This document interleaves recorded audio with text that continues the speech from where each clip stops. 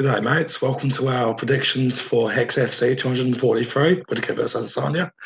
The finest Australian regional fights you could find, and also two decent ones. Any thoughts about this technical tip? Yeah, it's pretty much a regional card. But at least we got a good main event, but I feel like Australia kind of gets fucked with these pay-per-views at times. This is historically weak in my opinion. Obviously, it's as bad as the earlier Melbourne card this year, but at least that was, because the main event fell through. Yeah, for sure. And just like two apologies to the listeners. I don't have a ton of action on this Australia card. I have some opinions and I have like a play or two, but not much. And also Gugabe's voice is completely fucked up, so bear with us. Yeah, it's not unusual. Also, I'm honestly pretty flat. I'm pretty quiet in this card too. I've still got probably about 10 units in play, but I haven't really got any huge lanes or anything. Yeah, it's like there's only 11 fights, and so many of them are just like Philip Samandowski level memeness. It's just why even risk too much on just 11 fights? Honestly, Philip Samandowski had more relevant tape. Yeah, and a better idea of what each car was going to do. Yeah, for sure. I'm going to quickly boast about Cannonier last week. Cannonier, Hermanson clearly ran out of ideas as soon as he couldn't get a takedown and was destroyed. I felt like Hermanson had a very limited win path. If he hit his win path, he would have justified his line. But if he was not going to immediately tap or just dominate Cannonier in the grappling, he was just in a very bad spot. Yeah, for sure. I ended up not playing it, and I did hit Cannonier very small live at minus 120 or something after round one because I was just a little worried about the win path of Hermanson kind of passing his guard and getting a quick sub. I was worried about that, so I just kind of wanted to avoid that risk. But the people who pulled the trigger pre-fight, like you, good play. And it was kind of one of those fights where I feel like one guy was going to look like a monster favorite, And then it was always going to be pretty binary.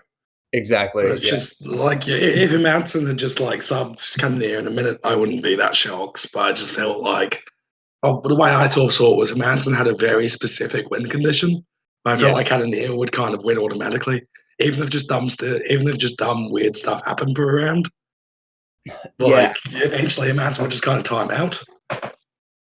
Yeah, I was worried. The thing is, Cannonier's cardio seems pretty good, so I didn't think that was much of an issue. I didn't think that was going to look like Jacare, and I do think Hermanson I think his striking isn't very, it's just it will work against someone who will get really tired, but Cannonier, I haven't seen him get tired in a way like Jacare did,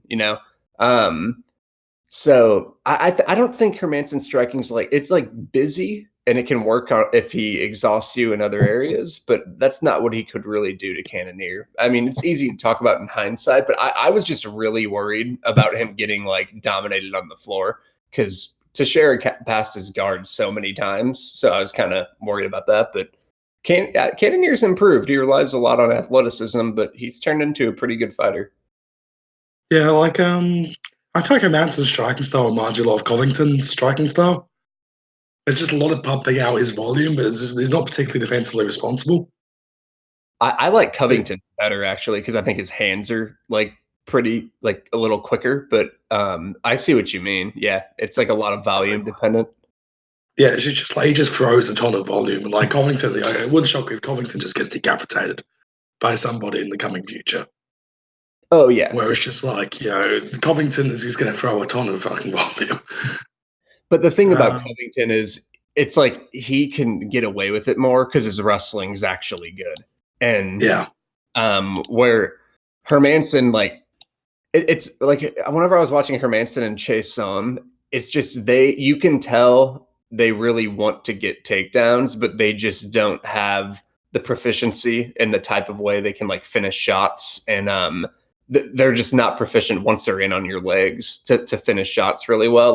They can work on non-wrestlers, but people who have legitimate takedown defense, it's not going to work. Like, I don't think Hermansson would take down any of those wrestlers at welterweight, like any of those guys. Like, he'd be in big trouble, you know? Yeah, I like Hermansson a lot as a guy. He's sort of maximised what he's got in the Shane situation, but he's not good enough grappling. He's not good enough wrestler to enable his grappling. I don't think he's like incredibly high level grappling. He's very dangerous, but I don't think he's like yeah. Anyway, on to UFC 243. Yeah, I've actually got tickets for this one. I'm kind of regretting it, but whatever. Is it what's the deal local time? It's really 9 a.m. that's Standard. not bad. Yeah. Yeah, it's not like it's middle of the night, right? Like, yeah, it's a bit annoying, but I'm used to it for UFCs anyway. It's at Marvel Stadium, like really nice or something. 55,000. It's a big stadium. And it's not like I suppose I don't know. I'm not a professional stadium reviewer. Yeah. I don't know what's a nice stadium. I have no idea. Like, what's that line here? Yeah, so Bruno Silva versus Khalid Taha. This one would be interesting if Bruno Silva was actually consistently going for takedowns. Yeah, that's literally my exact read. I think it's kind of lack of tape, and in the tape that I've seen, I don't think he wrestles enough. I do think he's the value side though, because Taha is legitimately pretty bad when it comes to defending takedowns and getting back up. But at the same time, like, I just don't know if Silva will actually consistently go for them. Yeah, and Taha's a big bantamweight and Silva's made flyweight, so it's kind of like, obviously Taha's awful as a grappler, but it's like the size difference could be enough to just make it a bit hard to actually force takedowns who's going for them. Yeah. I wouldn't play Taha at minus 230, like, but yeah, it's kind of like one of those I wish I had a little more information type of thing. But like Bruno Silva had he had a draw versus Casey Kenny, and that was like a pretty close fight. So no, I don't mind Taha KO at plus 200.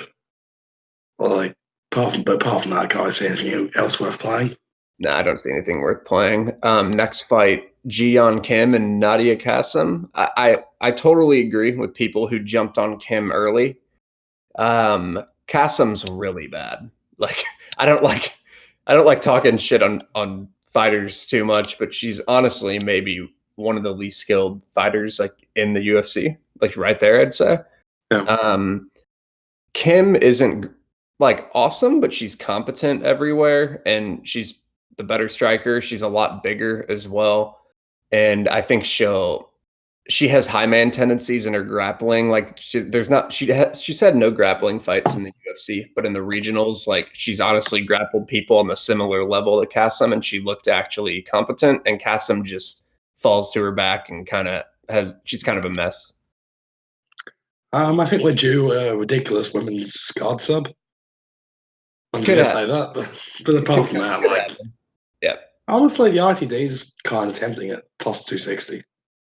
I like Kim's submission line because I think it is one of the higher. Like, I think the two highest outcomes are Kim by decision and her sub line, and I think those are honestly two of the only outcomes. I could see Kassem getting a decision, but I don't think it's like super high percentage. But yeah. Is Kim a particularly effective grappler? Like, I haven't on particular tape for this because I just saw the price and I was like, yeah. I would take a look, and then you could look at the sub line because that tape index. Look at her just 3 UFC ones. They're like 2016, so they're kind of recent. And yeah, she's not a bad grappler at all, and she has plenty of sub wins. So I was kind of surprised by that line, but maybe take a look. I wasn't particularly interested in playing this fight, but she has plenty of subs on the regionals.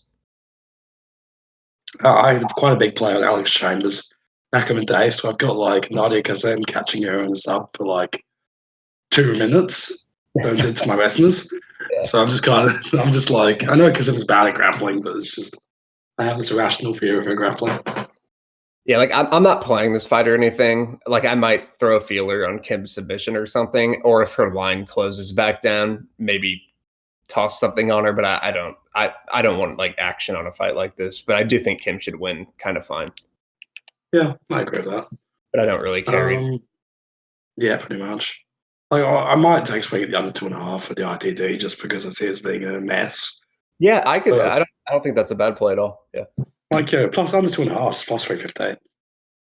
Yeah. Like pretty much anything could happen. Yeah. Like again, Kasim could just meme sub her with a guard thing, or like just show a sudden burst of competency. I think Kim inside the distance is the way to like. I don't think Kasim could get a KO here, and then I don't think her grappling is good enough to finish Kim from what I've seen, and I've also kind of liked Kim's overall grappling. Like I would take a look at those fights because Kim, I think Kim ITD would be better than just like ITD in general, but yeah.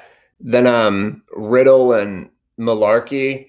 And another one where it's just kind of like lower level, a little bit of lack of tape on Riddle. Riddle actually is KO'd Kanan Song, so he comes from a kickboxing background. I think he's at City Boxing or City Kickboxing, whatever it is. But he also got guard armbarred like a year or two ago, so it's hard to like play a minus 150 debutant. Who's been guard sub against a guy who's going to try to get it to the floor. I do think like Riddle looks to be a pretty good kickboxer, but I don't know, a little lack of information. I feel like every fight's like this. Riddle sub plus 670. I mean, sorry, Malarkey sub is plus 750. I mean, just might be worth like roll the dice. My record on submission, my record in grappling gap rolls the dice has been shit this year. Mostly because there's just so many sub attempts, so few actual taps.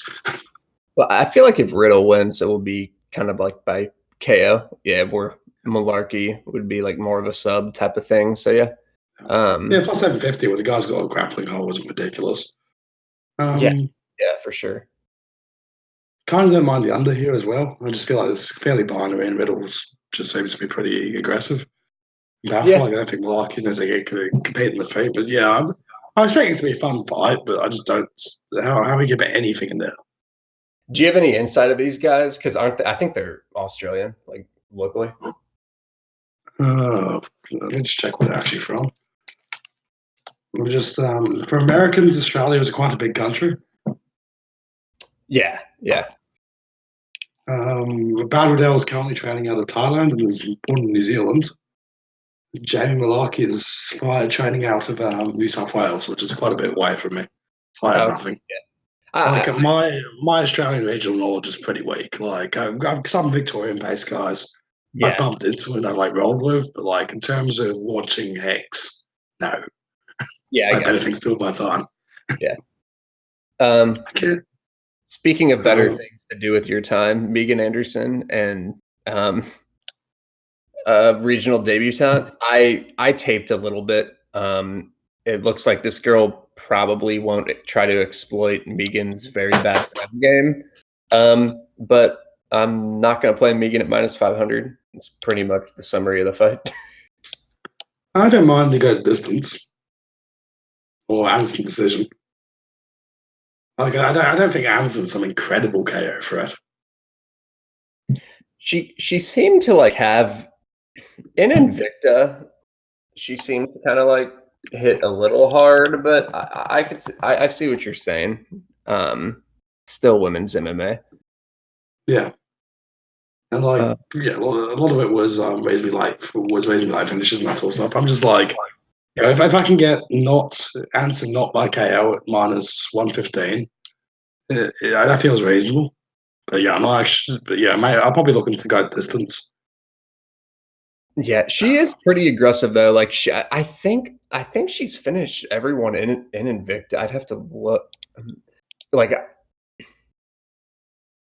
I've taped a lot of Anderson in my day because I played Zingano over her, which was a fine play after you watch kind of the Spencer and Holm fight, but we know it. What are you talking about? Zingano got dominated. And then yeah. Yeah, I don't Zingano was one of the all-time bum bets. I'm sorry. It's fucking ridiculous. Like Megan is so bad on the floor. No, I was huge on the under 2.5 in that fight. Yeah, it was like plus 180 or something.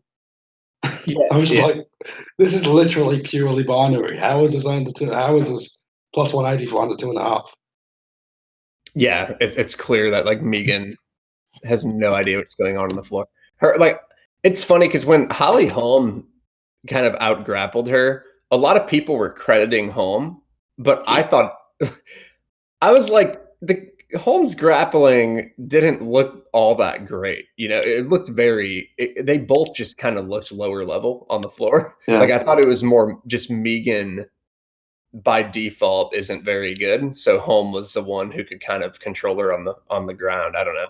But like I didn't see any like improvement or anything by Holm. Like I didn't think it was all that impressive. But yeah, I agree with that. Yeah. Like Holmes trading a bad situation, so usually she's been in Jackson Wink long enough. She should be like somewhat proficient as a grappler. Yeah. But yeah, she's not like she's an elite black belt or anything like that.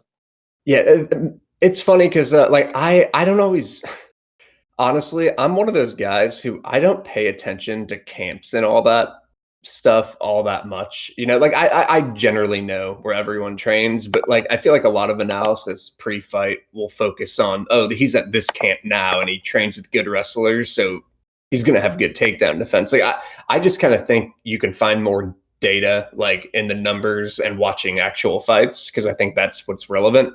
But I am a little surprised Megan's ground game is so bad because I think that James Krause gym that they're all at, like Zach Cummins and all those guys are all pretty scrappy, and most of them are like pretty schooled on the floor. Like they're not the best athletes and everything there, but I'm surprised like she hasn't picked up on things because I think that gym's pretty blue collar and overall pretty like well rounded. So I'm kind of surprised that she just is so bad on the ground. Yeah, it's like I'm not saying she has to be an elite grappler or something because she's been around a good gym, but like you assume that like some of these people are so bad they look like they've just been literally training out of a boxing gym. It's like you've been at ATT for 5 years. How have you avoided every grappling practice? Like you grapple, so you know what it's like when people who come in and generally you see people improve very quickly, but Yeah.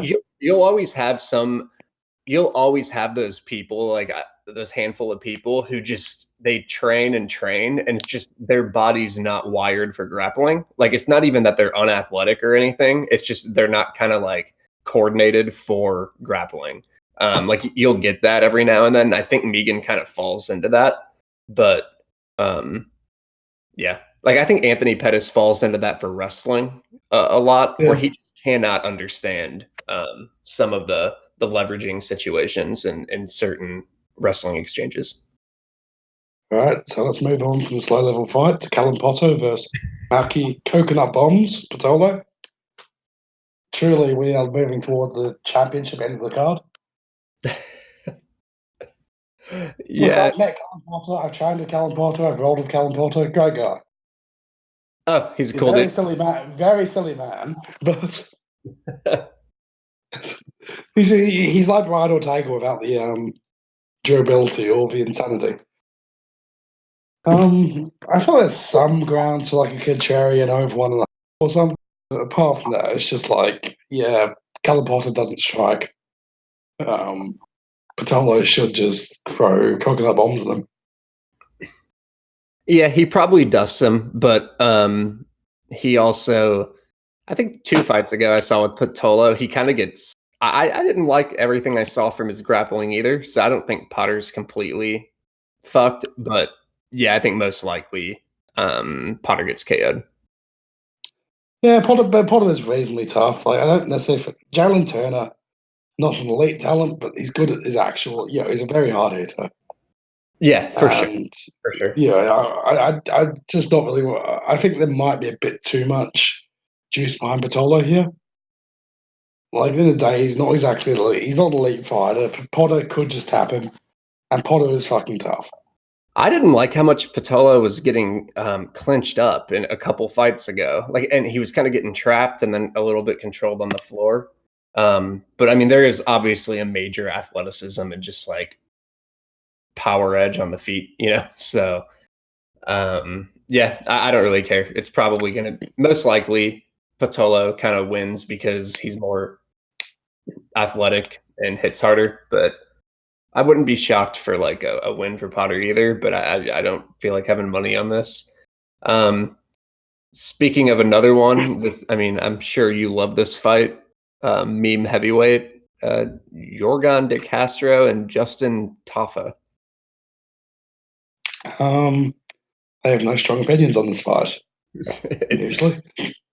This is our Amandovsky like Phillips fight. It's just going to be a swing fest and someone goes down.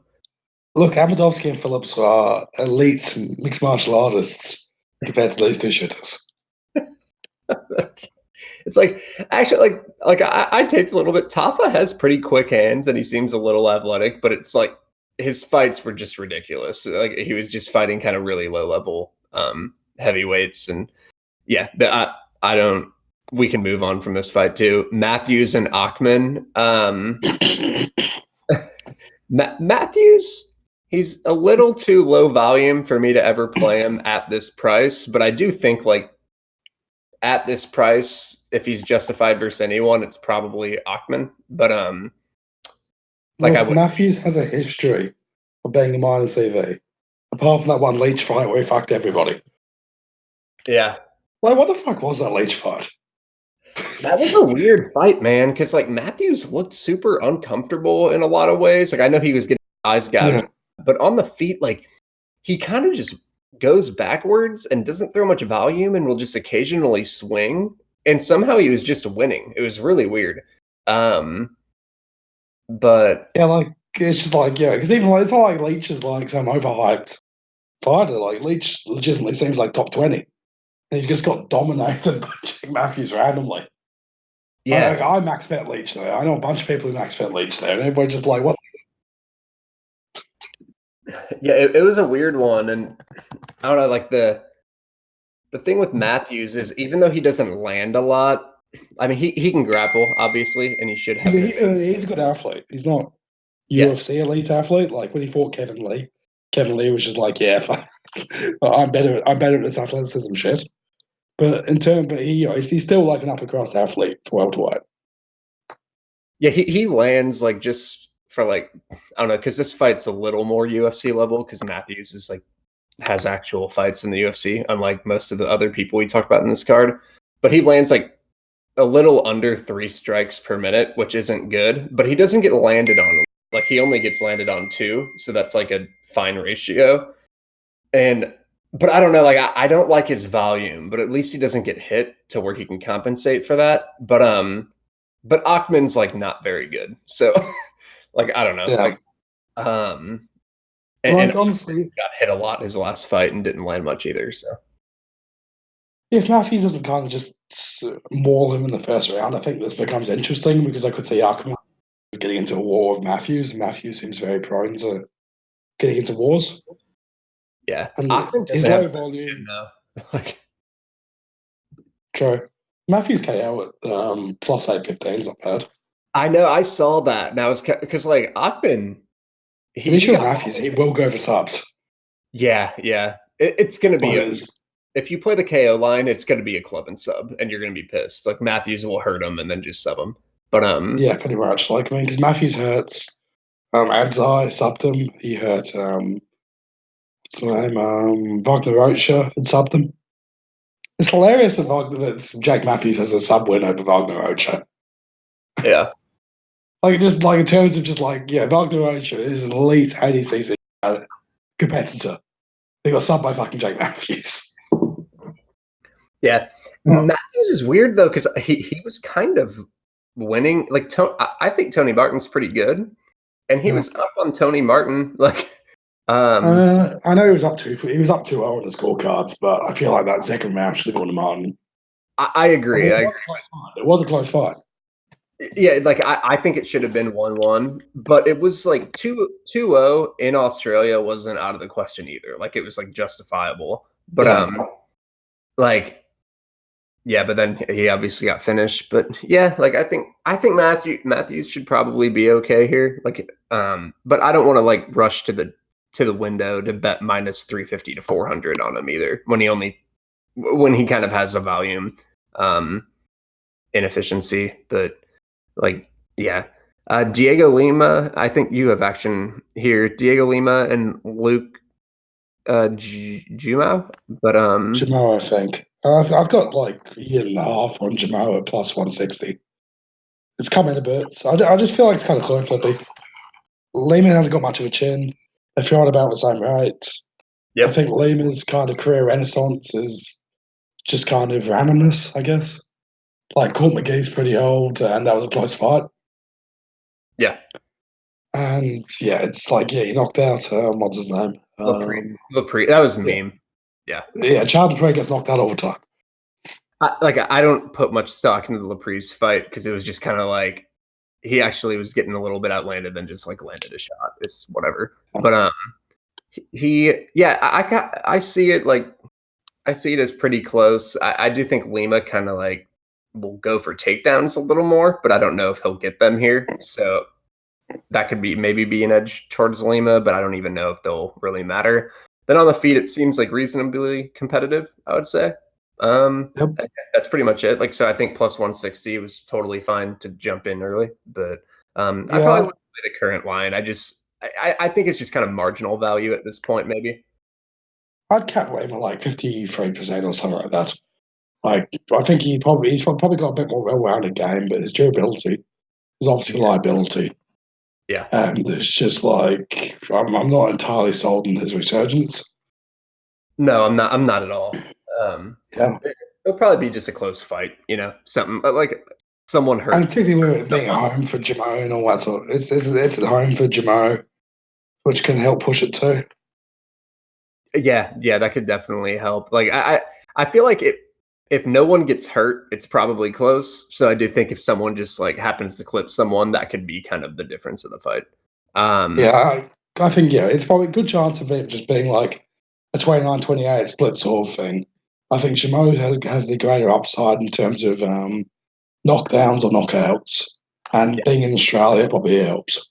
Yeah, and his line, and he's the underdog, so you gotta caution on the air of that side, or air on you know what I'm saying. Like, I look at this like I look at, let's say, that Prepelec versus Hubbard fight, where it's just like I feel like Jamo here has when I got on Prepelec at plus 180, I thought it was like kind of a close fight, and yeah, it kind of was till Prepelec turned out to have absolutely no grappling defense. Yeah. The funniest fight of the entire card, Tai Tuivasa and Sergey Spivak. Just for Max Bet, Super Spivak. For people listening, like Gugabe and I played Harris pretty heavy against Spivak because Harris was like minus 140 or something. And Harris just big brothered him like in like 8 seconds. It was the funniest fight ever. But like it's just Spivak had like regional tape against terrible heavyweights, and Harris is an actual legitimate heavyweight. So Harris is beyond the legitimate heavyweight. Like, I'd take Harris over fucking Tuivasa with like minus 200. I wouldn't take it, but I'd price it like that. Yeah, like Harris, and especially like I don't know, just Spivak. Even his regional tape, it didn't look that great, So I don't know. Harris is a fucking monster. Like, it wasn't like Spivak looked like an elite athlete, so he didn't really have much process. Like the way I saw that is if you threw Harris into Spivak's competition, it would look really bad. Like it would just be like 8-second KOs. So that's kind of the way. Harris would randomly get DQ'd at one point. Yeah, he'd lose like one by random DQ. Yeah, but I think a lot of it was Walt Harris is very underrated. Yeah. This fight, I'm not playing it. I'm just a little more selective, but you seem to like find weird value in fights like this with your kind of like, philosophy of just like being on the dog and in messes. But I don't think Ty's like bad, I don't think he's all that bad. And I don't know. I could see it. It's heavyweight though, and Ty has holes in his game, so I understand wanting to play a huge underdog like you want to here with Spivak. But I don't know. I'm staying away from this. I'll be laughing very hard during the fight though. Like if Spivak wins this, I'll rush the cage and put him on my shoulders. Yeah. So you're actually gonna play Spivak? Yeah, like Darty. I think Tuivasa is just kind of awful. It's like if Tuivasa even falls over, Spivak's got a decent chance of tapping him. And it would just partly just it would fill my heart with joy to see Spivak win. I have a soft spot for Spivak. Like Walt Harris, he got thrown in the essentially top 6 heavyweight out of the regionals, the age of 22. Now he is fighting Tuivasa, who is hilariously overrated. Yeah. Yeah, I've had good luck playing against Ty. I think I played Ivanov over him, and it's just like yeah, I don't know, but Ty's still not bad. Like he doesn't really have defense, but I don't even know if Spivak's like good enough to play a 15-minute striking match, you know? Um I don't know. There's not much to analyze here. It's just kind of like we don't know what Spivak can even do as a heavyweight fighter. So my main thing of the Ivanov fight was like I was capping the Ivanov fight as being like minus 500 if Ivanov ever got a takedown and being pretty even on the feet. But Ivanov just kind of dominated them on the feet. Ivanov, Ivanov doesn't exactly have a very deep standing. Like Ivanov lost the striking match to Ben Rothwell. And true. everybody's eyes were the judges. And yeah, Ben Rothwell looked awful against Arlovsky in his next fight. No, yeah, I see what you're saying. I'm not interested in it. It's going to be hilarious. So I'll be cheering for your dog to hit here. Yeah. Now we actually have two fights we actually have data on and can talk about in a somewhat like analytical way. Hooker and Iaquinta. The line has kind of been moving towards Hooker, and it looks like it bounced back a little bit, which I think it should have because I think Hooker minus 200 is kind of getting out of hand. But I slightly edge Hooker here. I think the line's fine around like minus minus 100s. I think Iaquinta struggles with kickers. Their volume numbers are pretty similar. But Hooker's a lot bigger, and I think the kicks could give Al issues. But Al's tough, and I think if Al forces a brawl, and he could maybe have like a come from behind win or something. But it's like reasonably competitive. I don't know. I don't have like strong opinions. Yeah, I agree. Like I got some on Hooker at plus 100 because Aussie Books opened up their own lines like 3 weeks ago. Yeah. So I was just like, so they just had some very strange lines. Like I got like Hooker at plus 100, which I was happy with. But I feel like Iaquinta is liver than the odds give him credit for. I'd cap Hooker like minus 130. Because Iaquinta has issues with kickers, but I don't necessarily think Hooker's the most disciplined, like process-driven kicker. Yeah, you'll have rounds with Hooker where he'll kick like out of the gate in the first round really well, and if he like did that for 15 minutes, I think he wins this quite easily. But then sometimes he'll start brawling too, you know, and like kind of get sloppy, especially like as the fight goes on later. But yeah, like I'm okay with Hooker being in the mid minus 100s, but I don't want to like play that either, you know. Um, I think just I'll settle in watching it live, and if any live betting opportunities comes up, maybe I'll take advantage. Yeah, that's correct. Also, like Jason Knight kind of dominated Hooker by just coming forward. Yeah, Like this isn't the same Hooker, but still, it's Jason yeah. Knight. He's not an elite wrestler. Al does stand at the perimeter a lot though, where he doesn't always Yeah. charge forward too aggressively. So that's kind of like because Jason Knight just put pressure on and kind of like actually out wrestled Hooker too. And that's another wrinkle. Like Al doesn't always use his wrestling, but like I don't know, maybe he could get a takedown here or there. Even though I think Hooker's kind of improved there a little bit too. He threatens with like guillotines to kind of use his takedown defense as well. But yeah, it's just there's like win conditions for both guys here. It's kind of whatever. Yeah. And then the only fight that I have action on right now, I'm small on Adesanya, and this is a great fight. Like, yeah, literally one of the best fights in middleweight history, I think. Especially like stylistically. But well, I guess you can kind of give me your thoughts, and then we can kind of go from there.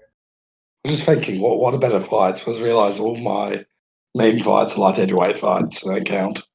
I was like, is Paul Craig a middleweight? No, he's a light heavyweight. Safarov's light heavyweight too, because it's like Safarov take Romano. It was a way better fight than this. But yeah, I see Israel just generally being busier, being a bit longer. Whittaker doesn't really have great defensive leg kicks. And I feel like Whittaker's kind of made his success over sort of middling, low volume wrestle boxes. Like Jacare is not an elite striker. Yeah. Romero is Romero. He's invented his own style, combat style. Yeah, he's a totally different animal compared to like anyone else. Yeah, it's like it's sort of uncompared to the rest of the sport. And Romero still had them in serious trouble. I think there's a risk here with Whittaker tries hammering Israel out the gate, because I do think Israel starts slow. But generally, I do think that Israel should be busier, should be the round winner, and it'll be more. I think Israel will win minutes. Whittaker will probably need moments to pick up rounds. Yeah, that's pretty much what I saw. Just to like add a few things, I think I wouldn't recommend going heavy on either guy though. To be fair, because I think both guys are like good, and I think it's competitive enough. But like so, I'm just kind of like a very small kind of play. But Israel, I think both of their striking ratios are elite. But I think Israel's done it against better strikers. Like I know Whittaker, it looks like his competition's better. But if you look at like it's really important on who outstrikes who there here, because I don't think wrestling is going to come into play that much. And Israel's done it against strikers where like you said, Whittaker, like he did kind of Jacare, Brunson, like a lot of guys who are just wrestle boxers. And then the one time he went against someone who threw kind of kicks on him, Rafael Natal, I rewatched that fight and Natal started throwing leg kicks. He only threw like 4 in the first round and kind of lost that round. And then he threw him in round 2. And actually, I thought he took the round. And Israel lands way more leg kicks. And Whittaker's like ratio of defense, his leg kick absorption like rates aren't good. And I think if Israel usually lands about 40 of them per fight. So I think that will really help in a fight where both guys are pretty good defensively historically, and where Israel's just a hard guy to hit with a reach advantage. So I think just like the leg kicks could really come into play.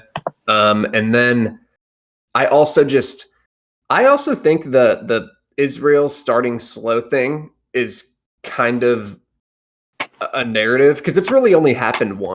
Kelvin pressures in a much different way than Whittaker. It's more like straight line and constant, or Whittaker's more in and out, you know?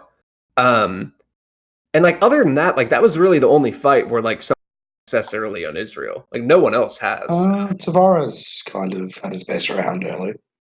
He probably had his best round, but I don't think he won the round either. But I see what you're saying. Like he takes time to kind of find some stuff, but I think is like Gastelum came out very aggressive, like super aggressive. So I think Whittaker might come out aggressive. I don't know if it'll be like that though.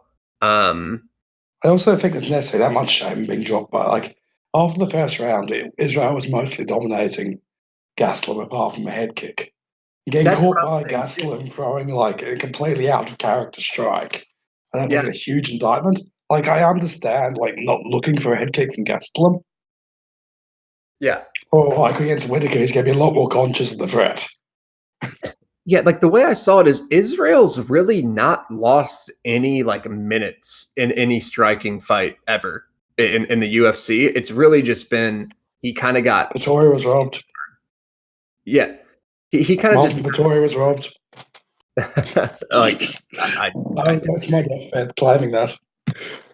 Yeah, he wasn't robbed at all. But I like Israel really. It was only like a couple moments against Gastelum, and other than that, he kind of dominated. And as far as just like the finishing path for both guys, I think Whittaker has more power, but I think Israel lands a little more with a little more precision. So I don't think like either guy has a monster finishing threat over each other. So I do like the overs here, definitely. Like go distances plus 130, over 3.5 minus 125. I think they're both decent. Like, at the moment, I've got Israel money line. I've got Israel 4-5 decision. I've got Israel decision. Yeah, I didn't analyze that too much. I'm kind of just going with Israel. I could see it though, but my main risk here is if Whittaker comes out hard. I feel like you could see a thing where Whittaker just kind of sets a tempo early, but I feel like if they're both kind of doing their normal stuff, it'll be a fairly easy over. I have found a kind of recent trend I've noticed with over-unders is the ones that are a little more hard to predict are striking fights because you can't always predict the tempo of striking fights. We're and I kind of learned that with usually with some people just fight similar every time, so you kind of know. But even like Amidovsky Phillips, it's like I couldn't have predicted Amidovsky would truly just throw. I mean, that was ridiculous. So I don't think Israel or Whittaker are going to be dumb like that, but they could be more aggressive than you have seen before. But I don't know. But I had Benitez versus Yusuf. Yeah, and Yusuf just came out that gate like he wanted to get. Yeah, he was going nuts. That's always annoying for your over because it's like you couldn't have predicted the tempo there. Yeah. Like Benitez, he's been a fairly busy fighter, but he's never really been that good. Yeah. I just think both of their volume is really high, and Whittaker actually is a little busier with strike attempts. But I think as far as their ability to land, I think Israel is just going to be able to land more, and I think Israel is a lot harder to hit. He's so much longer too, and I don't know Whittaker. I just don't. He's just outstruck and beaten a lot of grapplers. I just think this is a tough matchup for him. Yeah.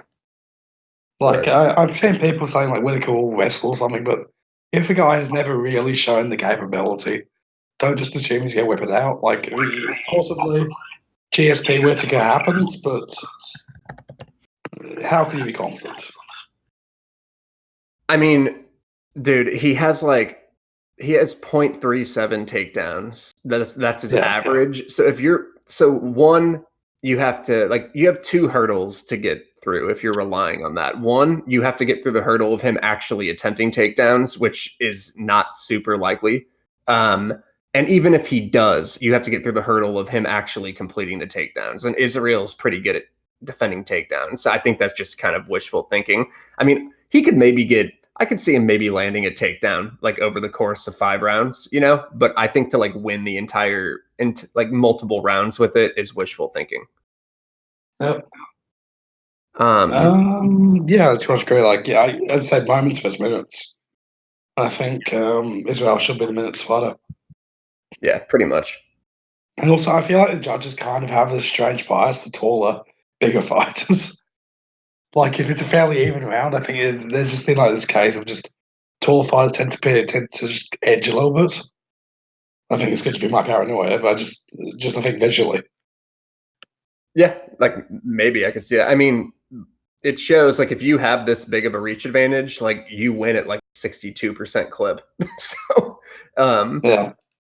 I mean, that could be baked into the decision thing where they maybe have deference to the longer fighters, but also just effectiveness too. But I'm really excited though. It's a great fight. I don't think Whittaker can definitely win this fight. But I don't know. I give it 60-40.